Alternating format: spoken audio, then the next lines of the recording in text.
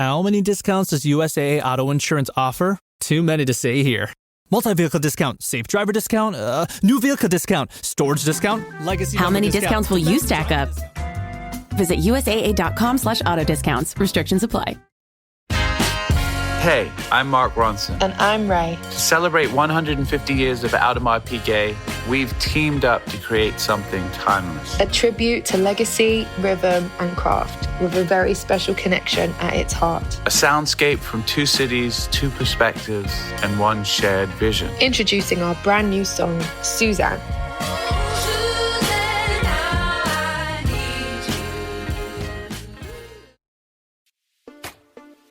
This is the Tudors, Dynasty, and Beyond podcast. History with a twist. And now your host, Rebecca Larson. Hello and welcome back to the Tudors, Dynasty, and Beyond podcast. I'm your host, Rebecca Larson. And today I am thrilled to welcome back to the show Dr. Joanne Paul. Joanne, welcome back. Thanks for having me back. I appreciate it. You know, the last time you were on, we got to talk about the Dudley family, which, of course, I absolutely love to learn about. And The House of Dudley was such a spectacular book that I could not wait to read this one on Thomas More that you have recently published. And I got kind of an earlier print of the American version of it that I'm just been like diving deep into. And it's, yes, right behind you too. It's a really good book. You know what it kind of reminds me of is Dermot McCulloch's book on Thomas Cromwell. Thank you. That means a lot. I'm a great admirer of that book. I got an early copy of that book when it came out and reviewed it. I remember I took it on holiday with me, which I wouldn't necessarily recommend. It's a huge book, even bigger than mine, I think.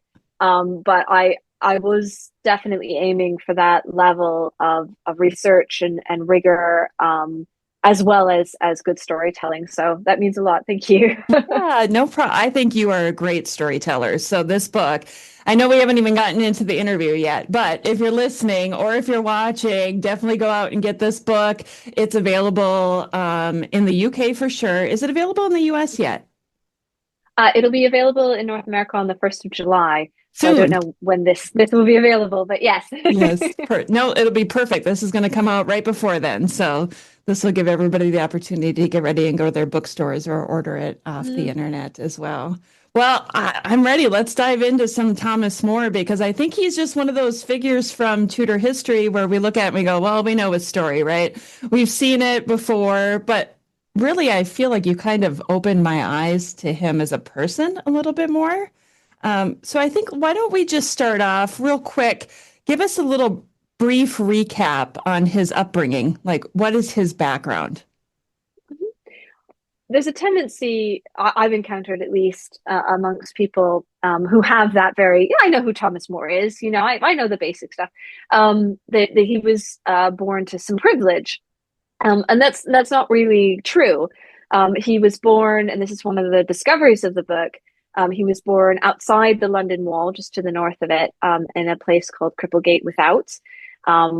There is a plaque to him on Milk Street in the centre of London on Cheapside. I think that's inaccurate. I don't think that's where he was born. And he was born to, his father was a young lawyer who was himself the orphan son of a baker. So he was not really of any standing. Moore describes his family as not famous, but honorable. And I think that is quite right. He did have some grandparents and other ancestors who had held small civic offices, who had held positions in their fraternities or parishes, but nobody of any real high standing. And the other thing that's important about the upbringing of Thomas More is that he's born in 1478, so he's born in the Wars of the Roses. And I think there's a tendency to see Thomas More as very much Tudor man, as a Renaissance man, and not the fact that he's 15th century. He's medieval, and he spent his formative years in those tumultuous period of the Wars of the Roses, and I think that has a great effect on him later on. I think he, like Henry VIII, is terrified of the idea of falling back into a civil war. we now know, of course, that that doesn't happen, but they didn't know that. And I think the conflict that he sees around him in those early years is part of why he fears societal breakdown later in his life. Oh, and I definitely want to get into that a little bit later. I'm like, I don't want to jump in yet because there's so much I want to cover before then. But I find it so interesting because he did experience so much during his lifetime. He witnessed so many key events. And one of the things that really struck me from your book that I hadn't realized before or ever even considered was when Katherine of Aragon came to England to marry Arthur. He really had a disdain for some of the people in her household. Could you maybe elaborate on that a little bit? One of the first letters that we have from him is in November 1501, and he describes Catherine's entry into London. I mean, he's full of praise for Catherine. But he does say, I like this word disdain, his disdainful things about some of the people in her train, the other Spaniards. Now, this is a very difficult letter in a number of ways. At the very surface, one of the difficulties with it is translation. It's a Latin letter. And one of the difficulties with the translation is the grammar. It doesn't have any commas or anything else. So there's a couple different ways of reading it. Most of them, however, do suggest a level of racism, that he is describing them as dark, and for that reason, unappealing, unattractive, lesser in some way. And we do know that there were dark-skinned people in her entourage, so he may have been referring to them. The level to which, however, he is being the level to which he is being truly racist is a matter of translation and is a little bit difficult. I won't go into the extent of that, but it was certainly common language of the time to think of dark skin as ugly, as hellish, as demonic, even, in order to often present the fairness and the lightness and the beauty of someone else, in this case, Catherine. So part of it is also rhetorical and sort of almost poetic, in that he's trying to praise Catherine by disparaging the members of his train.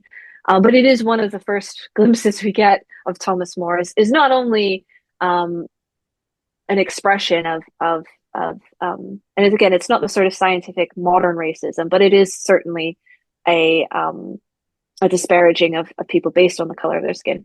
But also we get him in association with Katherine of Aragon, which of course becomes very important to his life later on as well. Yeah, I think it just surprised me because I always pictured him as, the humanist and some, like I always just imagined he was just accepting of all people. So when I read that, I kind of had to sit back for a moment and think about it. So I'm glad that you were able to explain that a little bit more to people who are going to be reading this book as well. It's not the only time that he says something like that, and he makes jokes out of it in some of his poems as well. It is an unfortunate reality of the time, and yes, I think it can make us see him in a different light. Yeah. Well, now I just feel like I just started this interview off on a really dark note.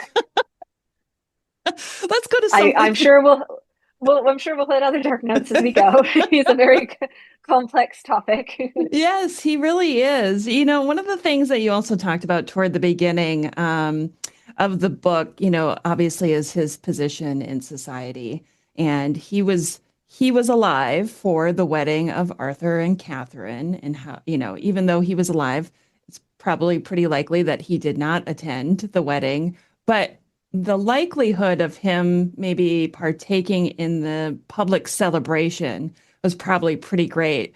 I really want to know, what do you think that celebration looked like for him? Yeah, we don't know. I mean, we can place him at various events with certainty, or near certainty. He describes, as I said, the entry of Catherine into London. We don't have a description from him of the wedding. He may have been there getting the free wine along with everyone else. We know he was at the coronation, and maybe you're going to come to this, of Henry VIII and Catherine later on. But if he was there, part of the citywide public celebrations for this marriage, it probably just was as a member of the crowd. He wasn't that important at that point. And I think that's sort of worth stressing. I think there's a way of telling more story that goes from this very lucky upbringing that he does end up having. He's very fortunate in his education and his connections as he grows up, to the fact that he does meet Prince Henry in 1499, which is again a very lucky thing that he's able to do, straight to the fact that he is in attendance as a member of the crowd for the procession to the coronation of Henry VIII and Katherine of Aragon. He's not actually there at the event. And then jump to, oh, he's in the court. But he is just a Londoner, and so he's probably participating in the way that all Londoners do at these big civic occasions, which is probably drinking a whole lot. Although Erasmus says that he's a very moderate drinker, so maybe not. I love the way this book shows me that Thomas More was kind of like a fun guy, the kind of guy who liked to lighten the mood. That's something I never would have expected of him.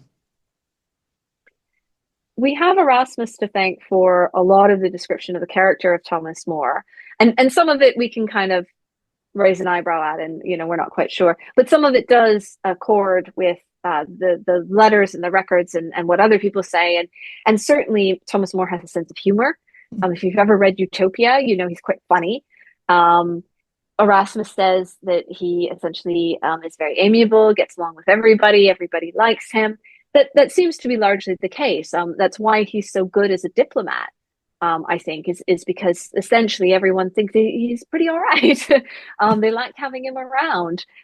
He's very, very good, I think, at holding a middle ground, and does so very successfully through a lot of very tumultuous events, until, for reasons we'll get into, he can't anymore. But I think it means a lot of people feel that they can talk to him, and that he'll be quite fair. And yeah, I think he likes to have a bit of fun. He especially loves humor. I think he likes being satirical and poking fun at those who are maybe getting a little too full of themselves. I love that, you brought up Erasmus, and, I feel like there's that painting, right, of Erasmus meeting the children of Henry VII and Thomas More. I would love it if you would talk a little bit more of Thomas More's take on that whole meeting. We have more from Erasmus for that meeting, pardon me, than we do from Thomas More. It's really thanks to Erasmus that we even really know that it happened. Erasmus doesn't have a good time. We know that. So Erasmus and More meet for the first time just before they go off and meet with Henry and his sisters and his infant brother. Arthur has his own court elsewhere.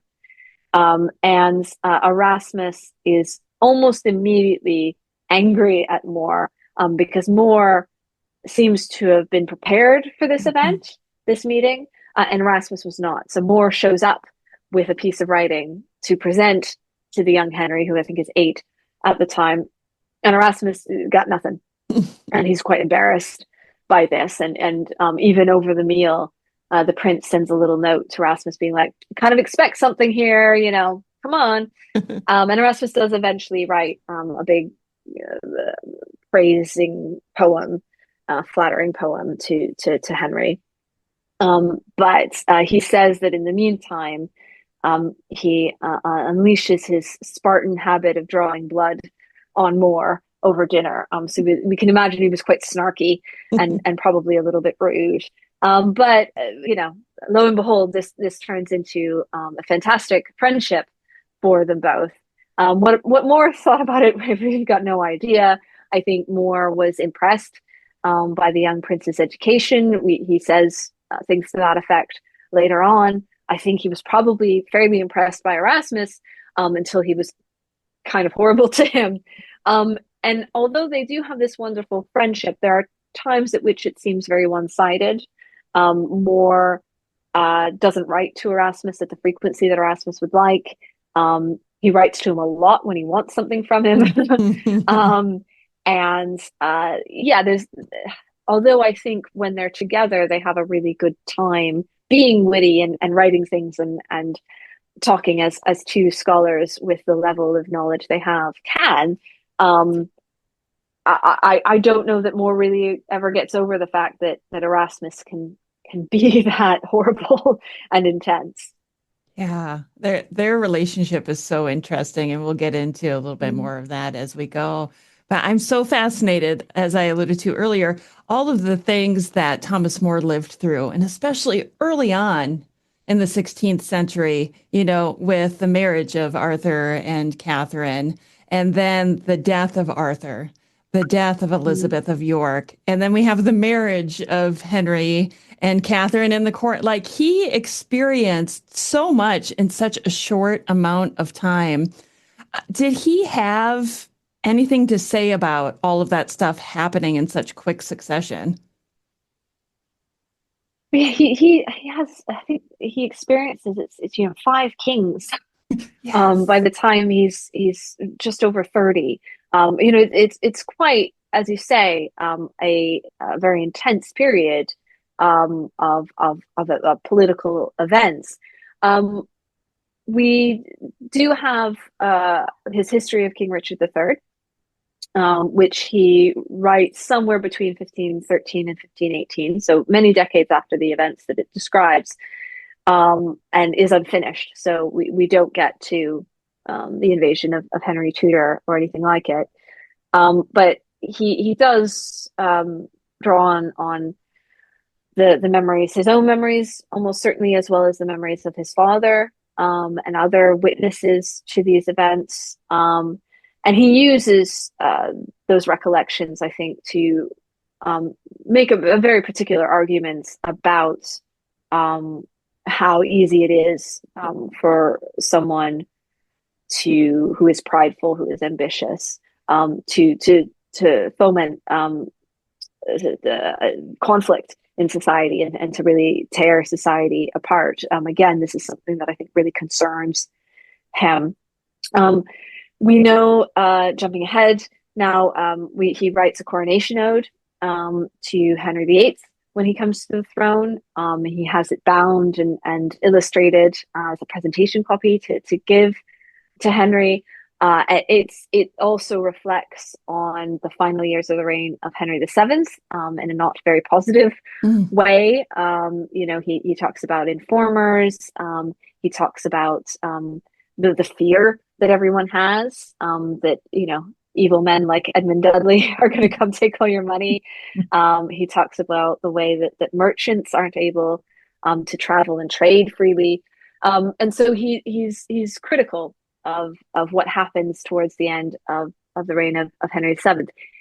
In a way, much as when he was talking about the entourage around Catherine, in a way, this darkness is meant to shed a positive light on the extension of Henry VIII, in a way that is flattering, but also in a way that creates a sense of expectation and sets a certain bar for what he hopes will Henry VIII will hit in terms of his reign. There is a lot of expectation that it will be a golden age. Thomas More repeats that expectation, largely to do with the supporting of scholars like himself, the succession, right? Freedom, peace. These are all things that he wants to see. And so, although he is flattering him, it's also a bit of a checklist of things that he wants. And he wants to establish that expectation so that Henry feels a pressure to deliver on those things. How successful do you think he was in doing that? I think initially Henry loves it, right? He wants to be that humanist prince. I think when it comes to peace, he's not so bothered. I think he wants to be a warrior prince, and very quickly war is on the agenda, which is the first time that More and his humanist friends are really disappointed by Henry, that he answers the Pope's call to this league against France, and that is the first of many disappointments they have with Henry. But I think Henry wants to play into the portrayal they have of him, except when he'd rather do something else. Sounds like Henry. Yeah. I like, the history of Richard III. I think I had forgotten that Thomas More had interviewed witnesses of the time. And I think that says a lot for him, maybe as a diplomat or as a future lawyer, right? Like he's looking at it going, I need to gather all this evidence before I write about it. Refresh my memory on the timeline too. When he wrote that, was he already studying law? Yes. So he was already a practicing lawyer at that point. So you're absolutely right. That may have come into it. It's something he talks about a lot in the text, that, that he's getting this from witnesses. Sometimes he names them, sometimes he doesn't. And he's quite keen to communicate that, he's getting this from verified sources. That being said, the genre of writing history in the 16th century is very different than it is today. It's more about supporting a higher as opposed to a historic truth. And so there is a higher truth that he's trying to serve with his history. And so, for instance, he writes very long speeches that no one could have heard or recorded. And, he's writing them to support his larger arguments about society and pride and civil strife and all of these different things. And there's a very long section on the legitimacy and legality of sanctuary, for instance, which is, I think, just him working some stuff out. This is an unfinished, unpublished text in his own time. So there's a lot in there that I think is him. It's an exercise. I think it's a bit of humanist homework, essentially. And so he's trying to work things out. But yeah, I think his attention to witnesses and to detail is something that he's quite interested in. He writes in about the same period, the beginning of the period when he is probably writing the history of Richard III.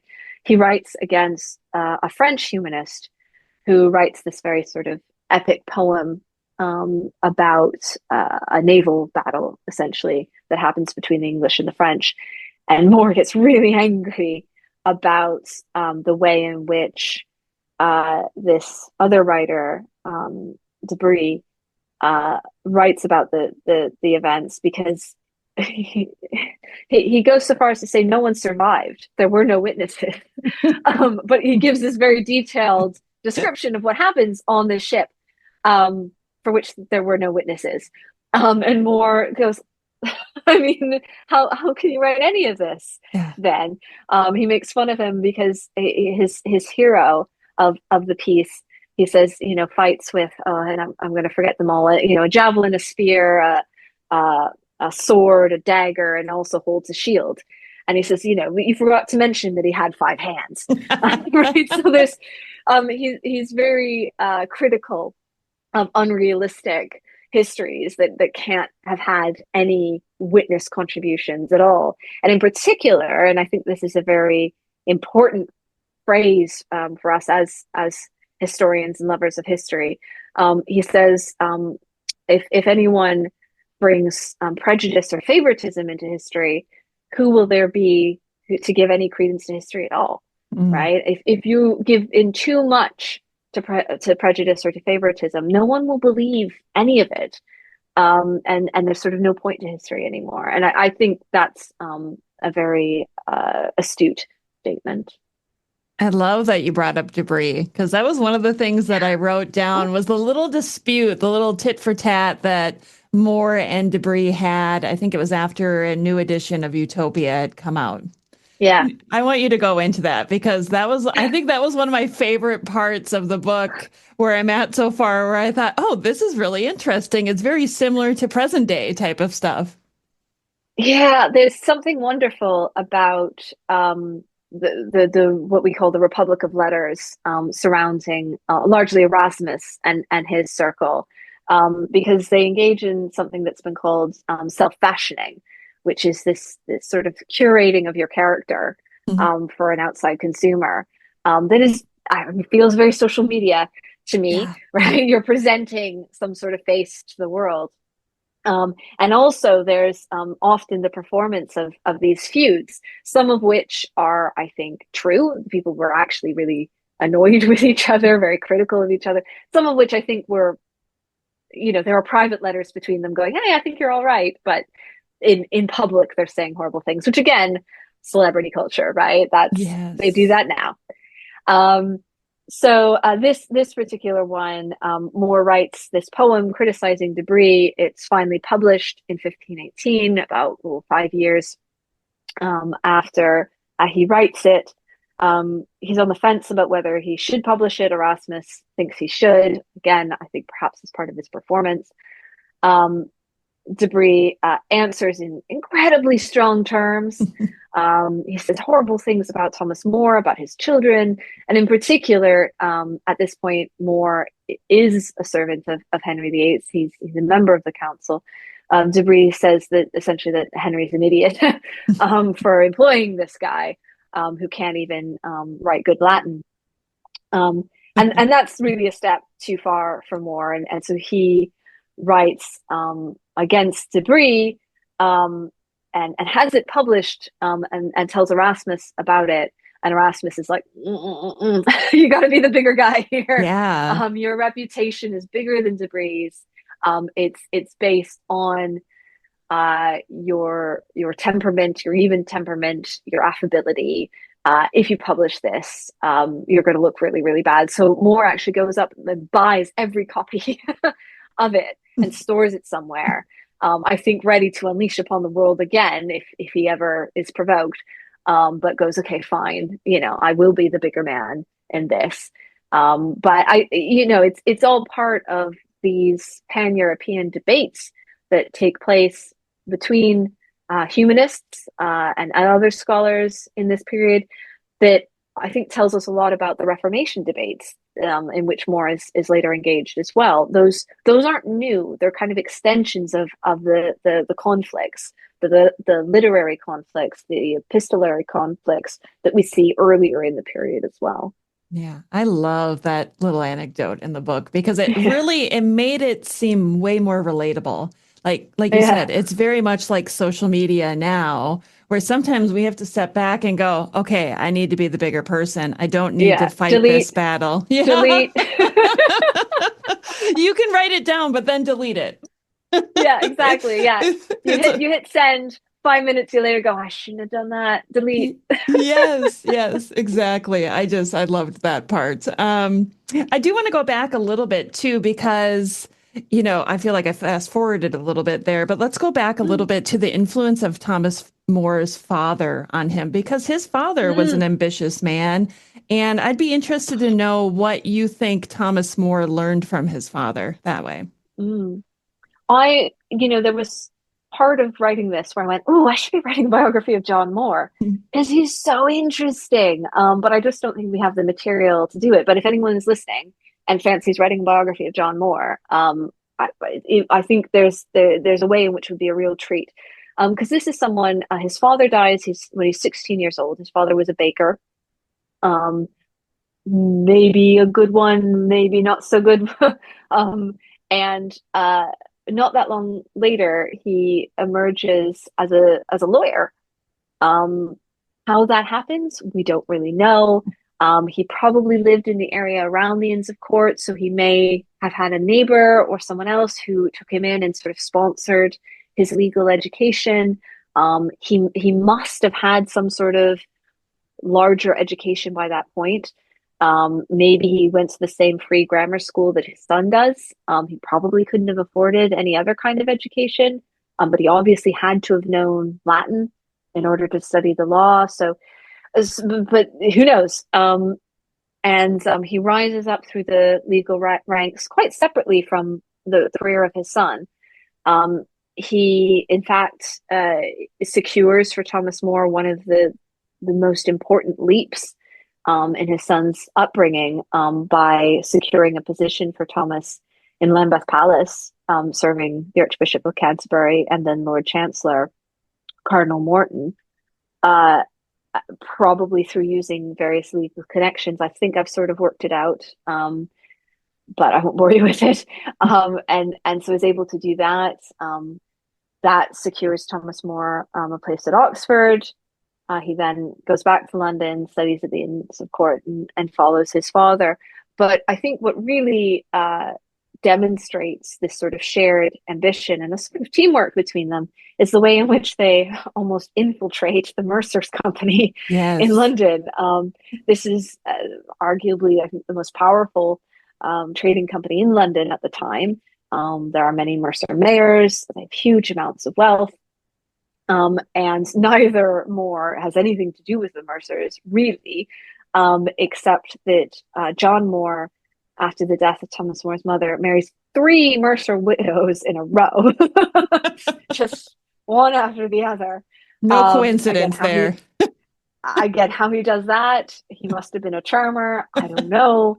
And Thomas More becomes a freeman of the Mercers through his various scholarly and legal connections, and his own just intelligence and talent. I think they find him quite useful for negotiations and various other things. But it's only because of that More is able to stand for civic office in London. So without the Mercers, we probably wouldn't have the Thomas More that we have today.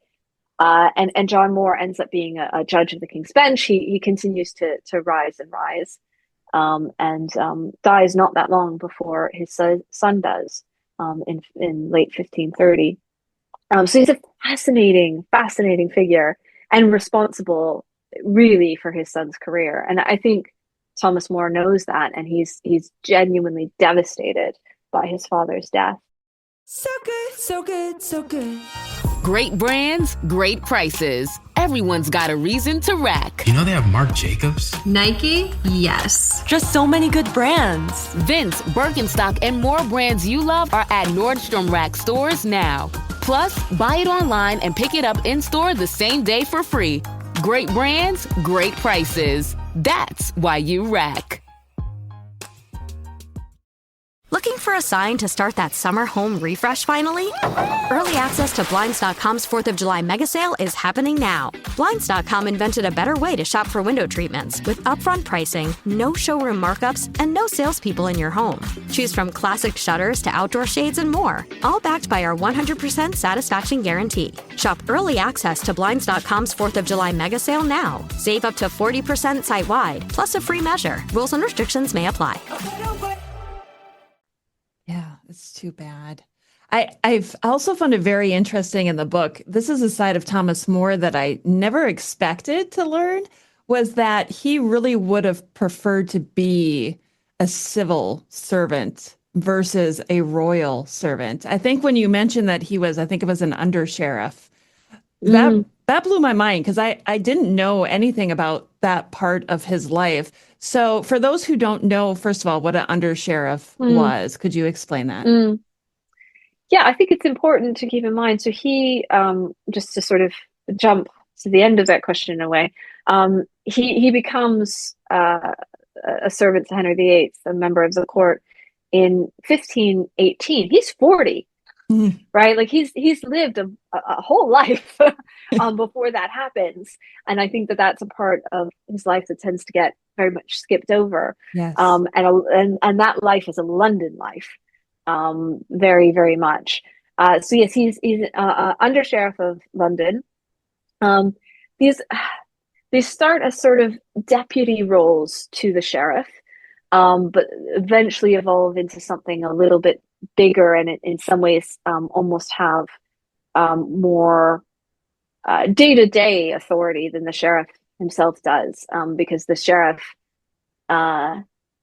often is not actually as capable as his undersheriffs, and it's also a role that's only held for a year, so they're kind of flipping them out very regularly, whereas undersheriff, there is no limit to the term. They're judges. More sits in judgment over a court, largely a debtor's court, so he gets all sorts of different cases. He's involved in various civic projects. I think he's involved with sewage and waste management, essentially, at one point. He's involved in the war effort when England goes to war with France. It has something to do with the biscuits that are prepared for the soldiers, and like there's all this. If you go through the council archives, there's all sorts of moments where you get, oh, there he's doing something, but they're very sort of quotidian tasks to do with London.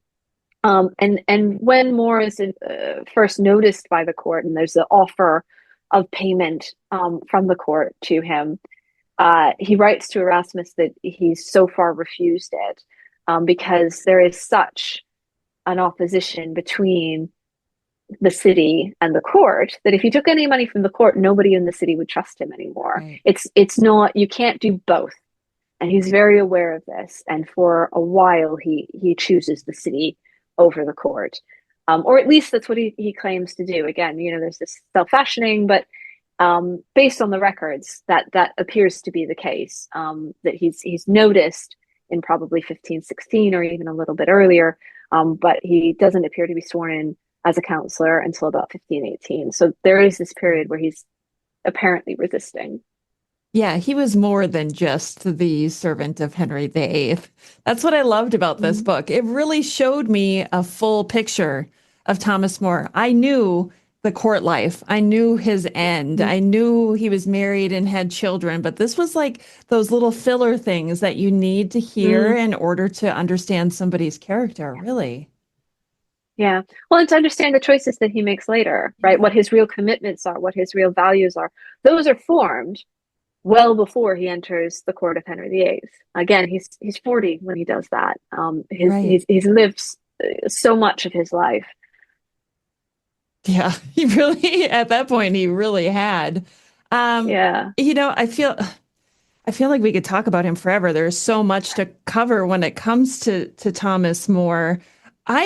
Is there something in particular that you want to make sure that we cover today? That's always like my big question, because sometimes I forget things, but you as the author and the researcher and historian, what is it that you really want us to take from this? That's a very difficult question. I think we get so, as historians, as writer, we get so interested in the minutia that it's sometimes hard to think about those larger things. I think for me, I am someone who's very interested in what motivates people, in what their central beliefs are. We all have them. Sometimes they remain consistent, sometimes they change. I think more often they remain consistent than they change, even if the direction of them or the emphasis of them shifts based on larger events in our lives and in our worlds. And I think that's the case with Thomas More. He is someone who consistently in his works emphasizes the value of community and of common good and of things that we hold in common. And he's very suspicious of and critical of those things that divide us, those things that he says foster pride, which he sees as an inherently competitive vice. He says that pride would not even consent to be a goddess if it meant that there was someone on the same level as her, right?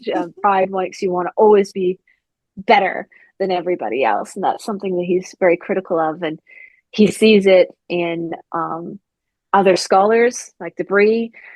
He sees it in Henry VIII. He sees it in Lutherans, right? This is something that he's very concerned about. And it's something that he really, I think, dies in dedication to.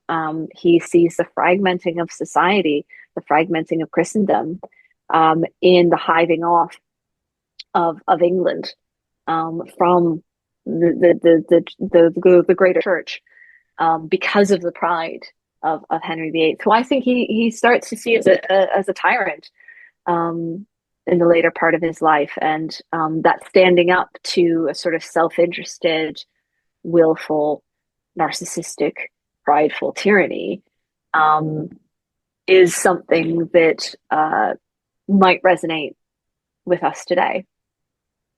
Do you think that because Thomas More was well educated and had such a circle of scholarly friends, that that is the reason why it was so important to him to educate his own children, including his daughters, obviously? More placed great value in education. He writes about it often as a humanist, and we've used that term a few times now without maybe discussing what it means. It's someone who believes in a certain kind of educational curriculum, right? And being a humanist is all about education. It's about a curriculum based on classical writers, ancient Greek and Roman writers, and an education with a purpose, an education for the common good, that you apply it. You don't just sort of sit in an ivory tower and think about angels dancing on the head of a pin. And so this is something that really does motivate him. And he does educate. He's got 3 daughters and a son. His son is the youngest of the 4. He educates his daughters, and he advocates for their education in very strong terms. He believes that women have the capacity, have the reason to be educated in exactly the same way. He doesn't think it's to the same purpose. He doesn't think that they should become counselors to the king or anything. He sees them as having a domestic purpose. So, a modern feminist isn't going to be 100% on board with that, but it was very new and controversial, but also very influential for the time. Erasmus talks about other noblemen kind of going, "Oh, I guess I could educate a daughter or two." Right? Maybe that's a good notion. Yeah. And his daughters demonstrated their education in ways that were very influential. They dispute in front of the king. His eldest publishes, which is, obviously quite radical, especially for a non-royal, to do that. And Erasmus very publicly sort of comes around on the question of women's education, thanks to Thomas More. He says that he's convinced by the erudition of the More girls that, well, actually, maybe you could educate a woman. Nothing bad is going to happen from educating a woman. Yeah, which Erasmus thought it would. Right. Well, he really did. They could have been a secret weapon of some plot, or you just never know what they were thinking during that time. Yeah. What's interesting is More sort of preempts the critique and responds to the critique of educating women. He says that it's going to be those prideful, lazy men who take most offense at the education of a woman, because it shows up their own insufficiencies when a woman comes along and is as good or even better than they are. They're going to take that as a personal affront, and so they're going to oppose women's education. But that's the reason why they're doing it.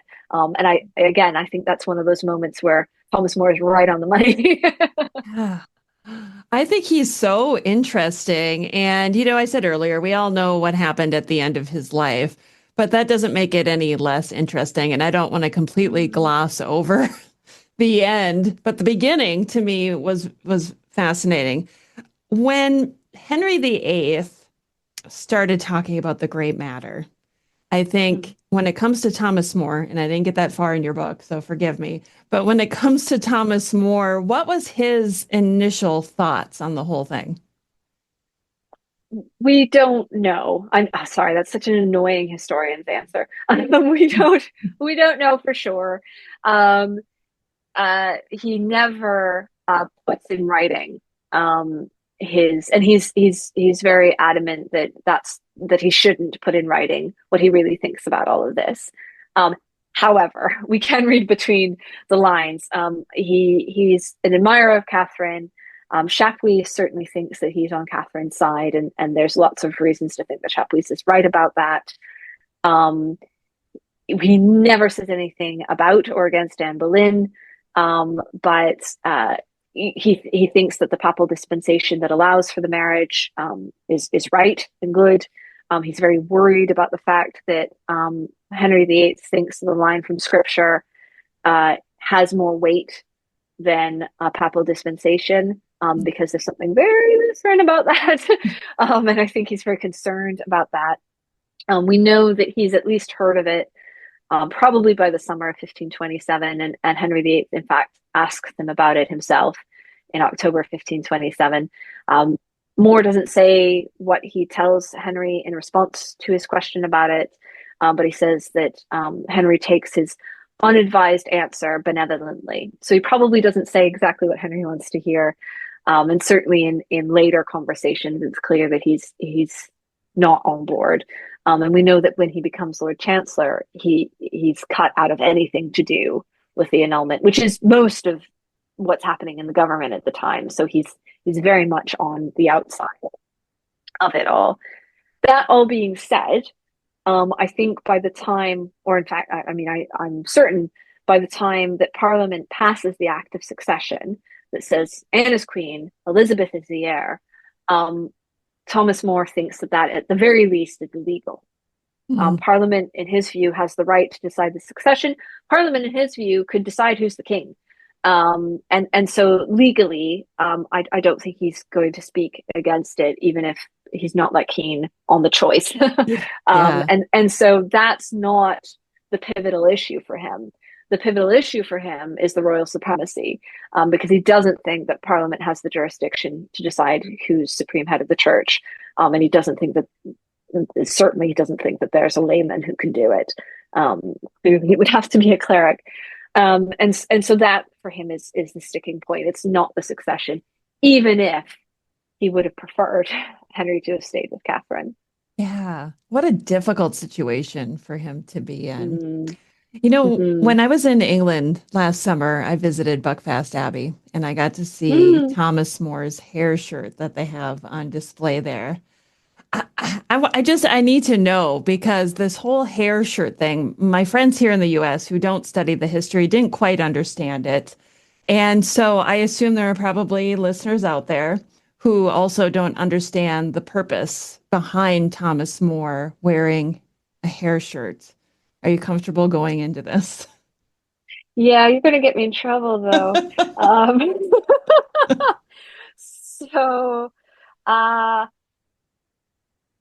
There were multiple instances, going back to Thomas Becket, and in particular with a focus on Thomas Becket, of those for whom a case was being mounted for sainthood, for canonization, of hair shirts being discovered after their deaths. For whom, as a historian, it would appear surprising that they wore one. There are only posthumous records and reports of More wearing a hair shirt. I see. She's really choosing her words wisely right now. I can tell. I'm sorry I've put you on the spot. No, that's all right. I say very little about the hair shirt in the book, because to me as a historian, looking at these trends, I would have expected the hair shirt to have come out of campaign to have him canonized, as opposed to have been a fact about his life. Now, to your actual question, a hair shirt is a very uncomfortable garment, largely made out of hair, that is meant to make one, to give one a lot of pain and discomfort living your life, as a way of reminding you about the earthly, sort of undercutting and undermining earthly pleasures, to restrict one, to make one contemplate death and pain and all these very Catholic things. It had completely gone out of fashion by the 16th century, even amongst the very sort of ascetic monks who wore them, all of whom were very upfront about the fact that they wore them. And the discovery of a hair shirt, as I say, posthumously, was especially associated with the legacy of Thomas Becket, with whom many comparisons with Thomas More were drawn for, I think, very clear reasons. They share a name. They were both killed on the orders of a king named Henry for arguably religious reasons, and so on and so forth. So without doing DNA testing on the hair shirt that exists in Buckfast Abbey, we can't be sure. And this is why I didn't go into it in the book, is because it's a very, I think, controversial topic. And I'm going to be a historian about it again and say we just don't know. But I have questions. Yeah, well, I mean, you make it seem like it could very well be one of those relics that's used. Just like, Henry VIII wanted to get rid of relics in churches. This could be something similar to that. I'm glad that you answered this question, honestly, because I think it's really helping everybody look at it a little bit differently, because even in TV and film, right? That is part of Thomas More that they want us to see. Oh, look at him. He is so, he is so religious, and he's going to do whatever he needs to do for religion and to stay on the right path. Yeah. There's something, I think it fits with the zealotry that is often associated with More. Although it is something that comes from those more positive Catholic portrayals of him in the 16th and 17th centuries. It's gotten picked up, I think, by a portrayal of More as the sort of cruel, zealous persecutor. And I think as a historian, we have to question these things, even though or even more so because they've been invested with such almost ideological importance. Yeah. So bring on the letters. No, I think it's great that we talked about this today, and we're wrapping up our hour here. So I'm going to end it on a fun note then. After that, let's end it on a little bit of a fun note, because I think I'm always interested when you research somebody for so long, you get a good feel for who they are, at least your impression of who they are. When we look at TV and film and Thomas More, and whether it's the actor or, let's say, the script in particular, is there any film or TV portrayal of More that you feel is the real him or close to the real him? I mean, I'm going to question your premise a little bit there. I think sometimes when we spend a lot of time researching someone, we know them less. Yeah, maybe. So there's that element to it too. I have gotten this question a few times before. I love Man for All Seasons. I think it's a fantastic. I mean, it's one of the best films of the 20th century, just hands down. That has to be said. And Paul Scofield is spectacular in it. In terms of the historical More, there is a sort of fundamental problem with it, which is that he is a hero and defender of individual conscience in Man for All Seasons, which is what Robert Bolt was going for, but is the exact opposite of anything that Thomas More would have defended, and in fact was precisely the thing. It's pride, right? It's exactly what he had a problem with, especially when it came to Lutherans. So I think, yeah, there's that. I mean, same with Wolf Hall, which is one of the great novels of our time, and the on-screen and stage productions of it were also phenomenal. I'll just say I adored the stage production of Wolf Hall, and Bring Up the Bodies for those who saw it. And the actor who played Thomas Cromwell in those stage productions reads the audiobook of Thomas More, Our Life. So there's a nice little plug in there as well. That's Ben Miles, right? Ben Miles is just spectacular. And I'll admit to the slight prideful narcissism of listening to my own book, just because I had to hear Ben Miles do it. And it's phenomenal. It's phenomenal. He gives such life to my words and to Thomas More's words. Definitely worth a listen. Back to the question. Wolf Hall is very much from Cromwell's own perspective. And so it is meant to be Cromwell's version of More. And Hilary Mantel, like Robert Bolt, was trying to do very specific things, and say very specific things about religion, and religious zealotry through the character of Thomas More. So although I bow at the feet of Anton Lesser, it's not a portrayal of Thomas More that historically I would get behind. So we come to the Tudors. We knew that was coming. Yeah, and Jeremy Northam. I mean, aside from the fact that I have a small crush on Jeremy Northam, I have to say that I think they, in general, actually, in the Tudors, they do a phenomenal job of balancing their characters. Cromwell is both a brute, and actually somebody you can be quite sympathetic to. More self-flagellates and persecutes heretics, but you do feel for him, and he is brilliant and a wonderful father.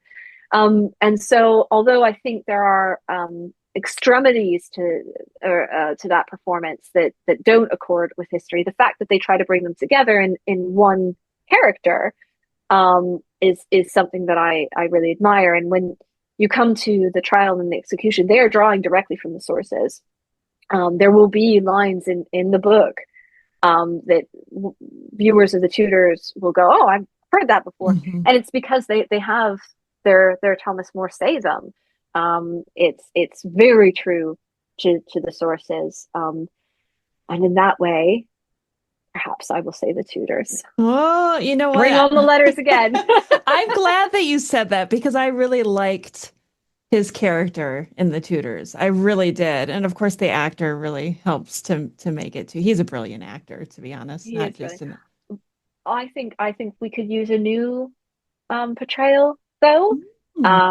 So I would love to see another attempt at Thomas More, and if anybody wants some IP, let me know. There we go. Oh, I would love to see that. Dr. Joanne Paul, thank you so much for joining me today to help us discover a little bit more about Thomas More. Thank you. This was fun. And I'm going to make sure that we have links in the show notes. So if anybody wants to purchase the book, they'll know where to find it. Otherwise, I can't recommend it enough. Brilliant book. I still have a little ways to go, but I'm sure it will not disappoint in the second half. It doesn't change drastically, I promise, halfway through. Totally different writing style. Yeah, no. Joanne, thank you again. Thank you so much. Thanks for listening to Tudors, Dynasty, and Beyond. If you enjoyed the episode, please take a moment to follow or subscribe wherever you're listening so you never miss a new release. And if you loved it, leave a quick review. It helps more history lovers find the show. Want to support the podcast and get bonus content? Head to patreon.com/tudorsdynasty. You can also find the link in the show notes of this episode. Join the conversation with Rebecca on social media at Tudors Dynasty. Until next time.